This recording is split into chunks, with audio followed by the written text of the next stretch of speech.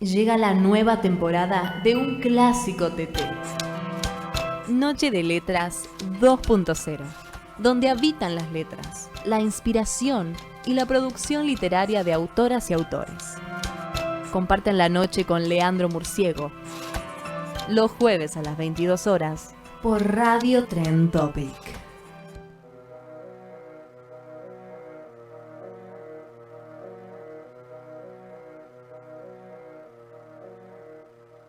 Buenos días. Esto, como siempre decimos, es la ventaja de estar como podemos ahora con los podcasts, de esto que vos nos escuches en el momento, yo no sé si que tengas ganas, que necesites, que puedas, pero bueno, digo, muchas veces tenemos la suerte ahora con estos tiempos que vivimos de poder también programarnos cuando queremos hacer ese contacto. Y ese contacto que en muchas oportunidades, y como nos están contando varios oyentes, que es la de, o el de, mejor dicho, empezar a conocer personajes nuevos, autores nuevos, historias nuevas. Y creo que, bueno, hoy se da como toda una conjunción, porque el invitado de hoy es Agustín Barletti, que es periodista, que es escritor, y que, bueno, y él nos va a contar algunas cosas más también de su vida, pero digo, de la mano de Agustín, vamos a conocer un poco de su historia, pero también de una de sus producciones literarias, que tengo acá en la mano, y ahí la podés ver, ¿sí? Que es, a ver, una novela histórica. Y una novela histórica que, al menos a los que estamos de esta parte del continente, digo, nos toca bastante, porque es una de esas historias que, independientemente la conozcamos o no, nos atraviesan como identidad. Digo, su libro está basado en Arturo Umberto Ilia, se llama Salteadores Nocturnos, y nos propone un recorrido que de la mano de su pluma literaria nos va llevando a meternos como, digo, por momentos en cuestiones históricas que yo diría que está bueno, porque también es una invitación a que si no conoces la historia, empieces a navegarla y empieces a buscarla. Y encontrar las novelas históricas es tratar de encontrar otro recorrido para empezar a vincularte con nuestras identidades, en este caso particularmente. Agustín, estuve leyendo el libro y en realidad a mí me lleva tiempo leer los libros, debo confesarlo. Porque me pasa esto, esta cuestión de que me voy metiendo en la historia y voy navegando y me voy, eh, informando de cosas que no sabía, que me voy empapando. Pero yo debo contar que una de las cosas que me atrapó muchísimo fue tu presentación dentro del libro y empezar a conocer este vínculo tuyo con Ilia. Y eso, esa cuestión me hizo empatizar ya desde un comienzo en empezar a descubrir tu mirada, empezar a descubrir cómo ibas sintiendo a este personaje desde pequeño, ¿no? Agustín, primero, buenas tardes. ¿Cómo estás vos? Muy bien, por suerte, y muchas gracias por esta invitación y por interesarse en este libro, ¿no? Bueno, contanos, antes de contarnos el libro, contanos quién es Agustín Barletti. Un muchacho no, porque este viernes ya cumplo 60 años, pasado mañana, ¿no? Pero un poco inquieto, que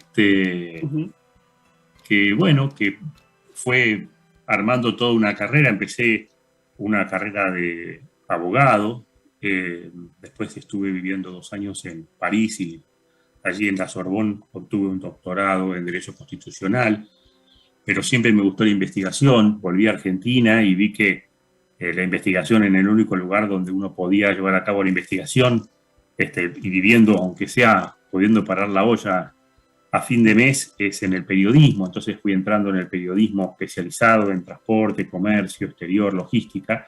Hace 23 años que soy el editor de la sección de Transport and Cargo del libro El Cronista Comercial sobre esos temas. Y ya hace justo 10 años de esto, yo estaba llevando una vida sedentaria por la propio trabajo, ¿no?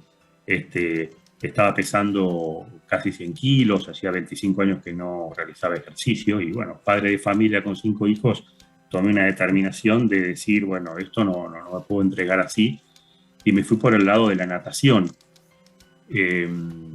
Y siempre fui en principio de mi vida de ponerme objetivos, ¿no? Bien altos y si podían cumplir bien y si no, por lo menos en el transcurso de ese objetivo lograba lo que estaba buscando, que en este caso era la forma física. Y bueno, me puse el objetivo de unir Europa y África nadando a través del estrecho de Gibraltar. Siempre mi entrenador, que fue Pablo Testa, el entrenador de aguas abiertas más importante de Argentina, siempre cuenta que el día que yo lo voy a ver, a la noche cuando se encuentra con su esposa para decir las cosas que pasaron en el día y me dice, no sabe lo que me pasó hoy. Y dice, mira un tipo, dice que hace 25 años que no hace ejercicio, nunca entró a una pileta de competición, solo estuvo chapoteando con sus hermanos cuando era chiquito, una boya, dice así. Dice, quiere que lo entrene para cruzar Gibraltar. Y digo, este tipo necesita un psicólogo, no necesita un entrenador. Pero bueno, me hizo un plan de entrenamiento de 19 meses, son esos 19 meses progresivos, nadé el equivalente a 2.300 kilómetros, o sea, como si yo me tiro a nadar en Buenos Aires y salgo de San Pablo, Brasil. Y llegué a Gibraltar hace 10 años, en octubre del 2011, con 80 kilos y un estado físico que no había tenido ni en los 18 años.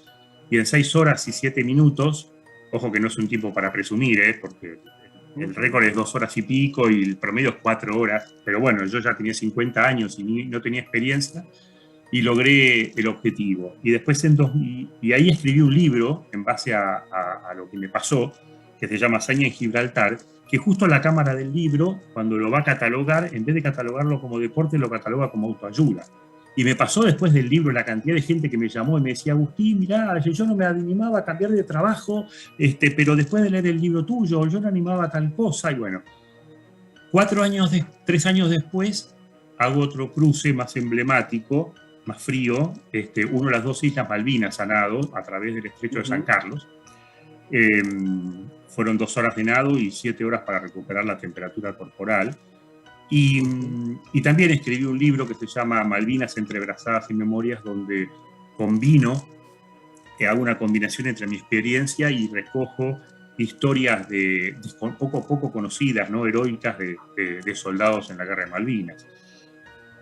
Y bueno, y después en paralelo está esta vida, como vos bien decías, con Arturo Illia, que nuestras familias eran muy amigas y yo tengo recuerdos con él de mi más tierna infancia, ¿no? Pero sobre todo lo que me sirvió de base para escribir el libro es que ya a principios de los 80, Illia nace en el siglo, ¿no? Para ubicarnos bien, en 1900.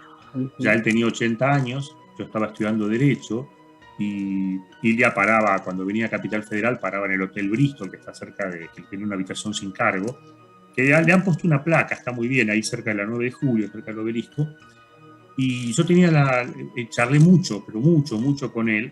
Y tuve la suerte, o por su momento, no sé si fue la visión o qué, como además estaba estudiando Derecho, siempre andaba con papeles y cuadernos encima, de ir tomando nota de todo lo que él me decía, porque él era un tipo insondable, una persona muy reservada, que no le gustaba andar comentando públicamente ni haciendo alarde menos de sus logros personales, profesionales, que fueron muchos, y políticos.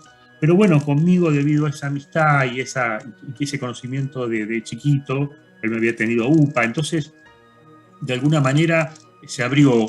Y muchas de las cosas que están en este libro, que es un poco lo que yo quise hacer con Illia, fue mostrar este personaje que no es muy conocido, debido a muchas cosas, ¿no?, que pasaron, es tratar de mostrar a este personaje, el hombre, y no solamente, porque él decía, los 1000 días que estuve en la presidencia no es ni por lejos lo más importante.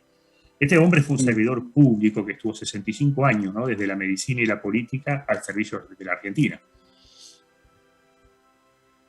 Ahora, cuando vos contás,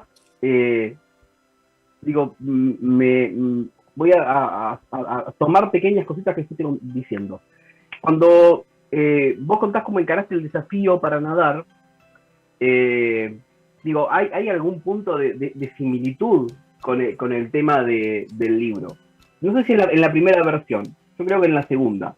Digo, vos te enfocaste con un objetivo que era cruzar Gibraltar, ¿sí? Ahora, vos cuando terminaste el libro, vos seguiste investigando y seguiste juntando material. Y en tu cabeza estaba esta cuestión de no terminé, de tengo que seguir nadando, ¿no? Para completar esta investigación, porque, digo, esta es una segunda edición.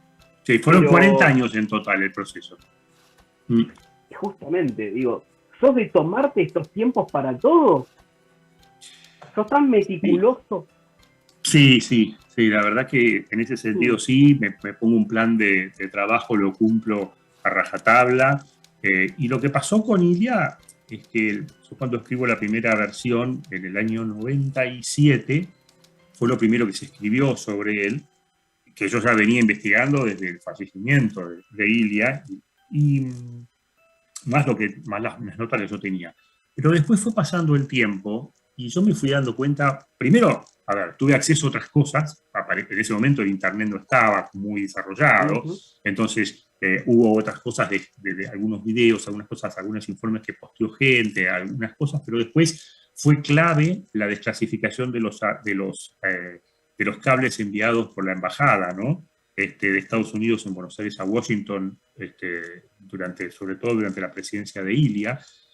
Y después tuve acceso a otras fuentes que me fueron nutriendo, por eso la segunda edición está corregida y aumentada, ¿no? Aumentada casi en el doble de página, y corregida también porque fue algo notable. Eso también fue una cosa que fue de las cosas que más me gustó, ¿no? Fue enfrentar al escritor de 60 años más reposado con aquel imberbe y medio loco de los 30 y pico, y me puse colorado con algunas frases que escribí en ese momento, y dije cómo pude haberme sentido tan dueño de la verdad para decir esto, y ahora con los años uno fue como suavizando algunas cosas. También me encontré con que no pude lograr aquel estilo desprejuiciado, con metáforas, no lo pude volver a encontrar, y bueno, eso fue parte de una etapa de la vida que se fue ya, ¿no? Como periodista, con frases cortas y todas, ¿no? Es como que uno ya se enquilosó. Hay un momento en el cual vos estás contando toda esta parte del proceso en el libro, y que me pareció muy particular porque, digo, eso define a cómo te quema, ¿no? En un momento determinado. Esta cuestión de que a lo mejor te estabas bañando y te parecía la imagen de una metáfora para utilizar, y bueno, y ese proceso en el cual te queman las cosas y estás apurado para que no se te vayan. Claro, estamos hablando, como vos decís bien, una cosa es a los 30 años y otra es con 30 años aparte de profesión, donde ya aprendiste a rumiar las ideas, a que no vas a perder nada y que si se guarda seguramente va a salir mucho mejor. Digo, sí, entonces, pero te digo, sin embargo, siento que se anquilosó un poco la escritura y se perdió esa frescura, que, bueno, una frescura propia de esa edad también, ¿no es cierto? Ahora, ese momento de creación, ese momento de escritura, yo se lo recomiendo a todo el mundo, que todo el mundo se siente a escribir, porque es un momento único e irrepetible, ¿no? Y ojo que esto no terminó, porque el otro día, ojo que cuando ahora estoy disfrutando este momento, este libro y todo, pero tengo en mente, hace poco cayó en mis manos un libro muy lindo que se llama Borges y yo, que es en base a una persona que tuvo la posibilidad de tener unos encuentros con Borges, y yo creo que en algún momento, si tengo la salud y si tengo las posibilidades, voy a escribir algún libro de Ilia y yo, donde cuente ya puramente los encuentros y cosas que no pudieron estar en este libro, ¿no? Bueno, mira, justamente eso era una de las cosas que te quería preguntar, porque yo llevo 25 años en el periodismo, ¿no? Digo, tenemos muchos puntos de contacto, por lo que veo. Llevo 25 años de periodismo en el Diario de la Nación, desde hace, si no me equivoco, 15 o 16, estoy vinculado con el sector de inmuebles comerciales, logística, digo, ahí hay un punto. Pero cuando empezaste a hablar del nado, de la natación y en aguas abiertas, apareció otro punto de contacto. Dije, opa, digo, mi profesor de natación, el que me inculcó el amor al agua, fue Daniel Carpio, que Daniel Carpio fue un nadador de aguas abiertas, un peruano, que justamente hizo ese cruce. Cruzó el Río de la Plata. Oh. Exactamente. Yo decía, mira, estos puntos de contacto. Pero, digo, pensando en los puntos de contacto, hay algo que a mí me pasó en este recorrido, y que por lo general se lo cuento mucho a mis amigos, que para mí lo mejor de las notas es lo que nunca sale publicado. Y es el contacto íntimo con el que está del otro lado, aunque no los conozcamos prácticamente, pero se genera un vínculo, que ese vínculo por lo general no aparece en ningún lado. Yo te iba a preguntar esto, ¿cómo era ese vínculo, esa construcción, ese momento íntimo entre ustedes dos donde refrescaban o revivían una historia? Sí, era tal cual. Por supuesto que el hombre ya sabía que yo iba a buscarlo, y eso le costaba a él, porque de pronto él era una persona de que le gustaba enterarse de los demás, de las cosas de los demás. Una vez mi madre tenía unas amigas y me comentan que lo querían ir a ver a Ilia y conocerlo. Y bueno, se organiza la reunión y estaban súper nerviosas, amas de casa, que decían, ¿qué voy a hacer? Yo le voy a decir a un presidente. Resulta que se sentó Ilia y empezó a preguntarles a ellas cómo manejaban la casa, qué hacían, cómo comparaba el manejo de la casa con el manejo del país. Y terminaron hablando ellas, ¿no? Bueno, acá pasaba un poco eso, él se interesaba mucho también en mis materias de la facultad, en mis cosas, pero siempre después, por suerte, terminaba ganando la pulseada y yo le decía, porque esa era otras cosas, él pensaba que no se iba a morir nunca. Cuando las charlas así que tuve, él estaba ya en los 80 años y en un momento con Emma Ilia, su hija, le planteamos de hacerle una reunión por los 80. Y dijo, no, hagámoslo para los 90. Y dice, ahora no. Entonces, él estaba... Y entonces, claro, con ese tema siempre tenemos tiempo, ¿no? Pero por suerte en ese momento, como te digo, yo hasta lo acorralé en muchas cosas. Yo soy también un fanático ferviente, medio enfermo, te diré, de la vida de Hipólito Yrigoyen, ¿no? Tengo todo lo que se escribió a favor, todo lo que se escribió en contra. Ilia era una persona que siguió mucho en muchas cosas lo que fue la línea irigoyenista. Entonces, a partir de ese momento, y hablando de Yrigoyen, yo lo sacaba el tema Ilia y lo íbamos hablando, una relación, como digo, de mucho respeto, de mucho cariño, y después, bueno, las vivencias de estar juntos con él, además, no en una reunión, caminando, andando por la calle, y uno que escuchaba la frase que más escuchaba, que era, el doctor no paga. O sea, él se sentaba a tomar un café a un lugar y decía, no, hermoso, el doctor no paga. Se subía en el colectivo, el colectivero, iba al subte, el del molinete, no, el doctor no paga. Y menos mal porque él nunca llevaba ni billetera. Con lo cual, no, nada. Él, los únicos ahorros que tenía en el último tiempo eran $210. Y él viaja, cuando se produce el cambio de gobierno en Venezuela de Lucinchi a Carlos Andrés Pérez y se hace un congreso para presidentes latinoamericanos, él viaja allá, porque él tuvo un reconocimiento mucho más grande, más temprano, afuera que adentro.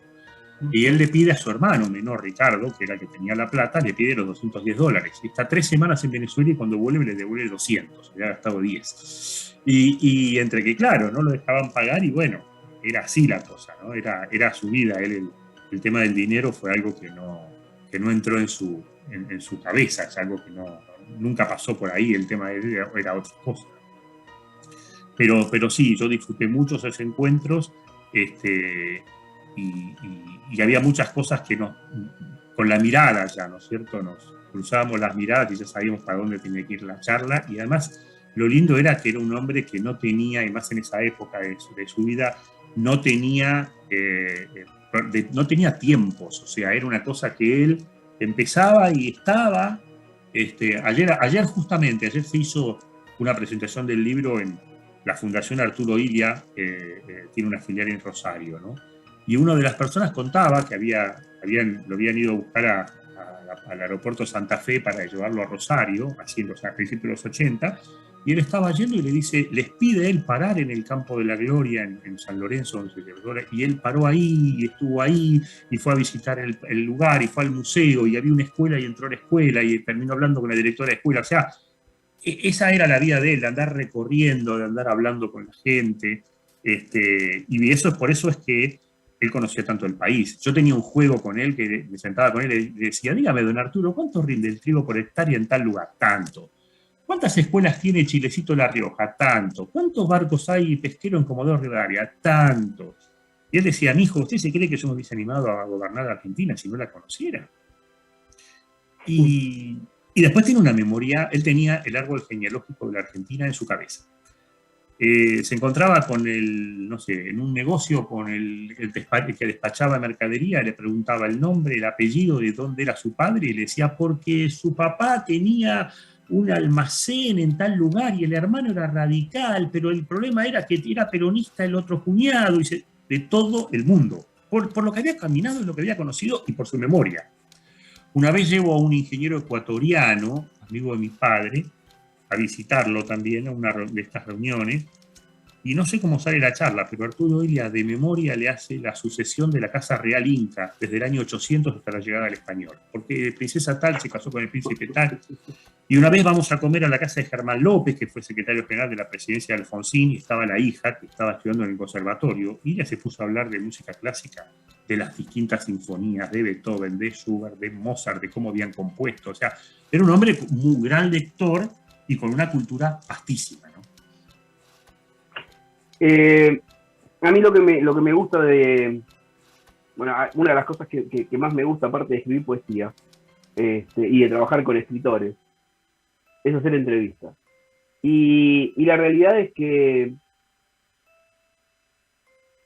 les podría leer varios fragmentos del libro o pedirle a Agustín que leyese fragmentos del libro, pero la realidad de todo esto es que lo que van a encontrar en el libro es el tono que tiene Agustín en este momento contando las historias y esta pasión de empezar a tejer, porque digo, a Agustín se le hace una pregunta y él va tejiendo las respuestas y nos va llevando por distintas geografías históricas, de la mano obviamente en ese momento de Illia, ¿no? Pero esto es lo que se encuentra en el libro.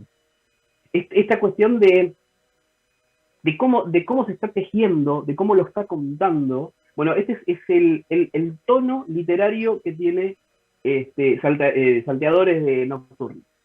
Que entre paréntesis, no lo dijimos en ningún momento, salió de la mano de Los Cuatro Vientos. Y la realidad es que tiene una manera una manera literaria de contarlo que invita a esta lectura.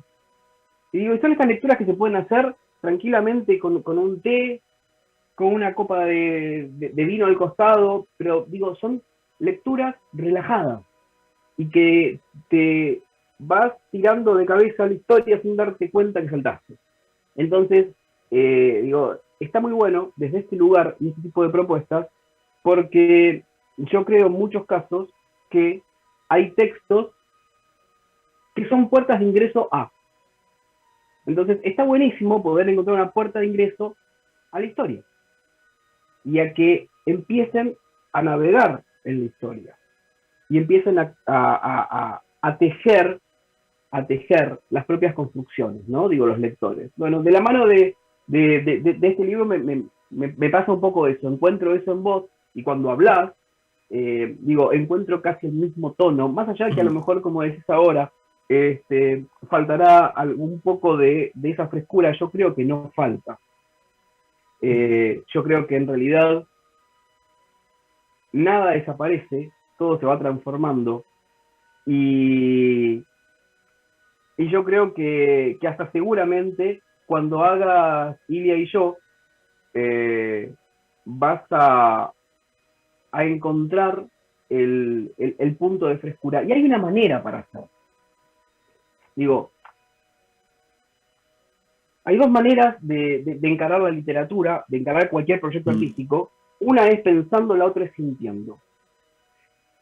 en algún punto, cuando vos te pongas a sentarte a escribir, Ilia y yo, va a aparecer el sentimiento de ese pibe, que a lo mejor no es tan pibe, ese señor de 30, ese joven señor de 30 años, y el punto está agarrar esa vibra, ese hilito que está, ese hilo tenso que empieza a vibrar, y es ahí donde te vas a encontrar con esa frescura que a lo mejor hoy no la ves, pero que está, y que está cuando hablas, y eso es lo más interesante. Estamos cerrando, pero contame dos cositas. Por un lado, periodismo o literatura. Digo, ¿periodista o escritor? Si tenés que elegir, ¿qué? Escritor toda la vida. Toda la vida escritor. Toda la vida, porque es como que el periodismo, sí, por supuesto, me apasiona la investigación, pero es algo más estructurado. Uno ya después de tantos años ya tiene como esa especie de piezas intercambiables que uno pone adelante, atrás, esas primeras líneas para captar el interés del lector, pero la riqueza y las posibilidades de la literatura no. Yo lo que siento escribiendo un libro no lo sentí nunca escribiendo una nota, por más nota importante que haya sido, ¿no? ¿Escritor o lector? No, lector. Lector porque como lector aprendo mucho más que como escritor, sin dudas. ¿Lector o nadador? No, nadador. No. Eso no lo cambio por nada. Esa sí que no te la...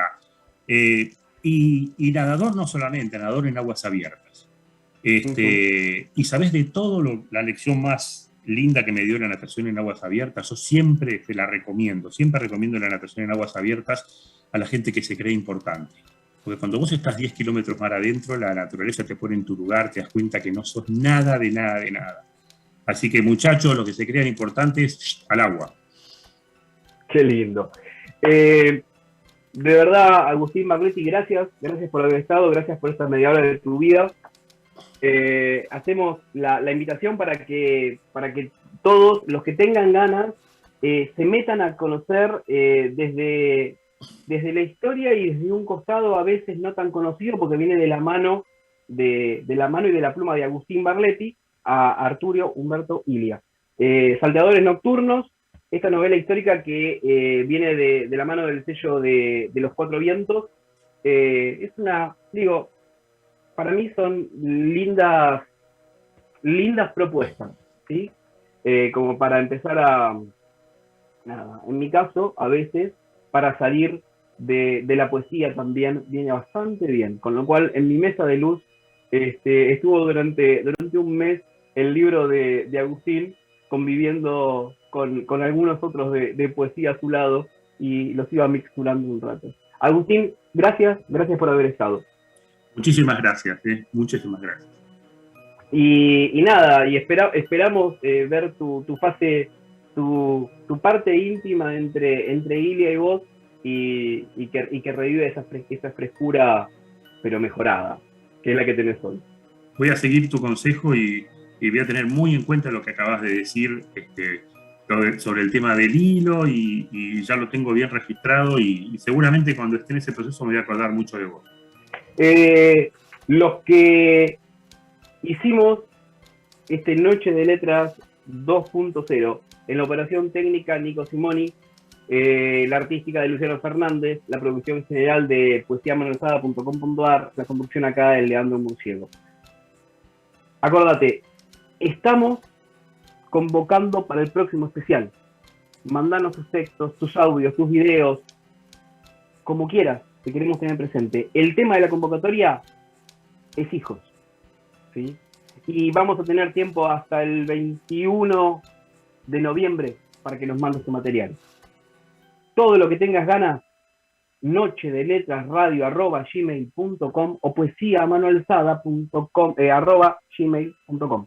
Ahí nos vas a encontrar, nos podés enviar tu material. Gracias por el interés, por los comentarios y por seguir compartiendo y ser militantes literarios en esta movida y en estos tiempos tan particulares. Gracias. Nos vemos. Flor, abeja, lágrima, pan de letras, noche de letras.